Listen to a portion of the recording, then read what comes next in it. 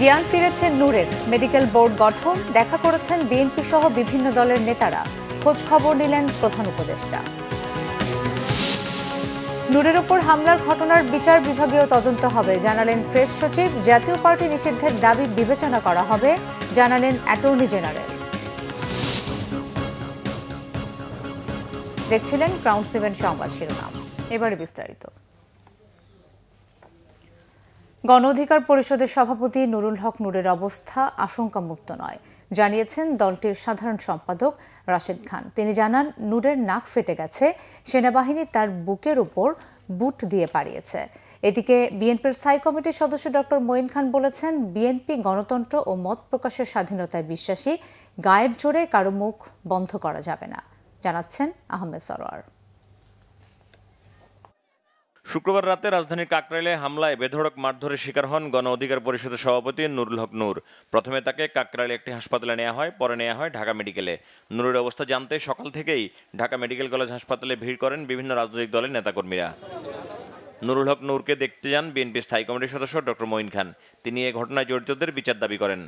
আমরা শান্তিপূর্ণ রাজনীতিতে বিশ্বাস করি, আমরা গণতান্ত্রিক রাজনীতিতে বিশ্বাস করি, আমরা অশান্তির নীতিতে বিশ্বাস করি না। তাকে এই নির্মম নির্যাতনের শিকার হতে হবে, এটা বাংলাদেশের কোনো মানুষ মেনে নিতে পারে না। ডাকসুর সাবেক ভিপি নুরুল হক নূরকে দেখতে গেছেন বিএনপি স্বাস্থ্য বিষয়ক সম্পাদক ডক্টর রফিকুল ইসলাম। এ সময় নুরুল হক নূরের স্বাস্থ্যের খোঁজখবর নেন তিনি। এদিকে নূরের জ্ঞান ফিরেছে বলে জানিয়েছে তার চিকিৎসায় গঠিত মেডিকেল বোর্ড। গণ অধিকারের সাধারণ সম্পাদক রাশেদ খান জানান, নূর এখনো পুরোপুরি আশঙ্কামুক্ত নন। আমরা মনে করছি হত্যার উদ্দেশ্যে পরিকল্পিতভাবে নুরুল হক নূরের উপর গতকাল হামলা করা হয়েছে। সেনাপ্রধানের উদ্দেশ্যে বলতে চাই, যদি আপনি এই ঘটনার দায় না নিতে চান, তাহলে আপনাকে অবশ্যই তদন্ত সাপেক্ষে সেনাবাহিনীর যারা নুরুল হক নূরকে রক্তাক্ত করেছে, যারা আমাদের নেতাকর্মীদেরকে রক্তাক্ত করেছে, তাদের বিরুদ্ধে উপযুক্ত ব্যবস্থা গ্রহণ করতে হবে। এই ঘটনার সুষ্ঠু তদন্ত ও বিচার দাবি করেন তিনি। আহমেদ সরোয়ার, বাংলা ভিশন, ঢাকা। ডাকসুর সাবেক ভিপি গণ অধিকার পরিষদের সভাপতি নুরুল হক নূরের শারীরিক অবস্থার খোঁজ খবর নিয়েছেন প্রধান উপদেষ্টা ডক্টর মোহাম্মদ ইউনূস। ফোন করে তিনি নূরের খোঁজ খবর নেন। গণ অধিকার পরিষদের উচ্চতর পরিষদ সদস্য ও গণমাধ্যম সমন্বয়ক আবু হানিফ জানিয়েছেন, দুপুর 1টায় প্রধান উপদেষ্টা ফোন করে নুরুল হক নূরের শারীরিক অবস্থার খোঁজ খবর নেন। এ সময় নুরুল হক নূর প্রধান উপদেষ্টাকে গতকালের ঘটনার ব্যাপারে জানান। প্রধান উপদেষ্টা আশ্বস্ত করেছেন, এই হামলার ঘটনায় যারাই জড়িত থাকুক, তদন্ত করে তাদের বিরুদ্ধে ব্যবস্থা নেওয়া হবে। এর আগে গতকাল রাতে আইন উপদেষ্টা ডক্টর আসিফ নজরুল ও প্রধান উপদেষ্টার প্রেস সচিব শফিকুল আলম নুরুল হক নূরকে দেখতে ঢাকা মেডিকেলে যান। গণ অধিকার পরিষদের সভাপতি নুরুল হক নূরের ওপর হামলার ঘটনার বিচার বিভাগীয় তদন্ত হবে, প্রেস ব্রিফিংয়ে জানিয়েছেন প্রধান উপদেষ্টার প্রেস সচিব শফিকুল আলম। প্রেস ব্রিফিংয়ে জানানো হয়েছে, নূরকে চিকিৎসার জন্য প্রয়োজনে বিদেশে পাঠানো হবে। যমুনায় এক জরুরি বৈঠকে এই সিদ্ধান্ত হয়। বিচার বিভাগীয় তদন্ত কমিটি হামলার কারণ এবং হামলাকারীদের চিহ্নিত করবে। বৈঠকে গতকালের হামলার ঘটনায় জাতীয় পার্টির সংশ্লিষ্টতা খতিয়ে দেখারও সিদ্ধান্ত হয়। বৈঠকে জাতীয় নির্বাচন নিয়েও আলোচনা হয়। জানানো হয়, ফেব্রুয়ারির প্রথমার্ধে নির্বাচন হবে। দেশে নির্বাচনের পরিস্থিতি রয়েছে বলেও সভায় উল্লেখ করা হয়।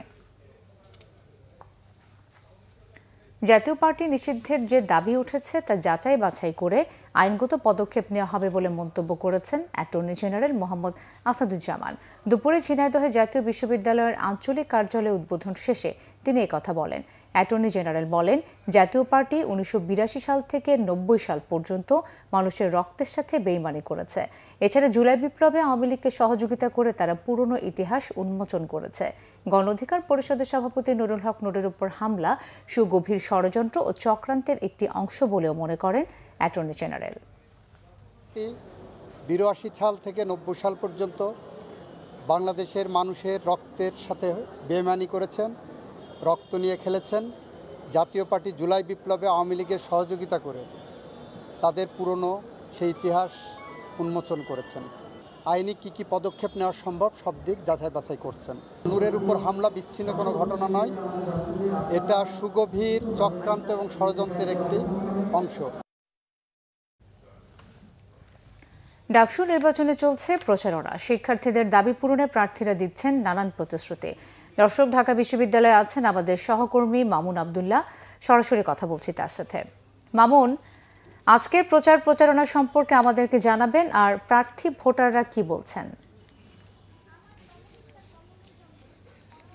মিথিলা, আপনার প্রশ্নের উত্তর দিয়েই যদি আগে শুরু করি যে প্রার্থীদের প্রচারণা কিন্তু বেশ জমজমাট চলছে। আপনি জানেন যে আজকে পঞ্চম দিনের মতো প্রচারণা চলছে। ডাকসু নির্বাচন যতই সময় ঘনিয়ে আসছে ততই কিন্তু প্রচারণার যে উত্তেজনা সেটি বাড়ছে।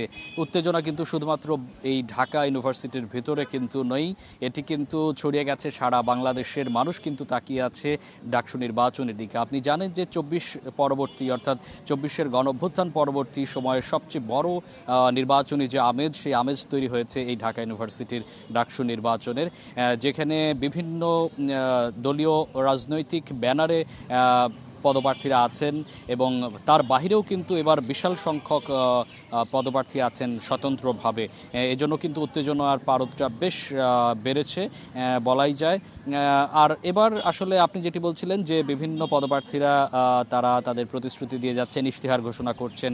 কিছুক্ষণ আগে বৈষম্য বিরোধী ছাত্র আন্দোলন বাকশাসের যে শিক্ষার্থী, তারা একটি ইশতেহার ঘোষণা করেছে এবং সকালবেলা ডিবেট হয়েছে ছাত্রদের মধ্যে যে ছাত্ররা আসলে তারা নির্বাচিত হলে কি ধরনের প্রতিশ্রুতি দিচ্ছে, কি ধরনের অধিকার আদায় করবে শিক্ষার্থীদের, সে বিষয়গুলো নিয়ে কিন্তু আলোচনা চলছে বিভিন্ন মাধ্যমে। আপনার ইশতেহার ঘোষণার মাধ্যমে, ডিবেটের মাধ্যমে, হলগুলোতে প্রচারণার মাধ্যমে সব কিছু মিলে আসলে জমে উঠেছে। আপনি জানেন যে আসলে ছাত্রদের পক্ষ থেকে বেশ কিছু অভিযোগ আছে। তারা বলছেন যে ছাত্র বান্ধব কোনো আসলে কখনো ডাকসু খুব একটা বেশি হয়নি। তারা বলছেন যে ছাত্রদের যে অধিকার আদায়ে আপনার 90 পরবর্তী সময় থেকে গেস্ট রুম, গণরুম থেকে শুরু করে ক্যান্টিন, তারপরে শিক্ষা, গবেষণা, এই বিষয়গুলো নিয়ে যারাই কাজ করবে তাদেরকেই তারা ভোট দেওয়ার জন্য মুখিয়ে আছে। তো এই ছিল আমার কাছে ডাকসু নির্বাচনের প্রচারণার সবশেষ খবর। মিথিলা। মামুন, আপনাকে ধন্যবাদ। এই ছিল এখনকার মতো। পরের সংবাদ সন্ধ্যে 6টায়, এর আগে বিকেল 5টায় রয়েছে নিউজ টপ 10 দেখার আমন্ত্রণ রইল। এছাড়াও বাংলা ভিশন সংবাদ ও সংবাদ সংশ্লিষ্ট অনুষ্ঠান দেখতে ভিজিট করুন www.bvnews24.com ও facebook.com/banglavisionnews এবং সাবস্ক্রাইব করুন youtube.com/banglavisionnews। ধন্যবাদ।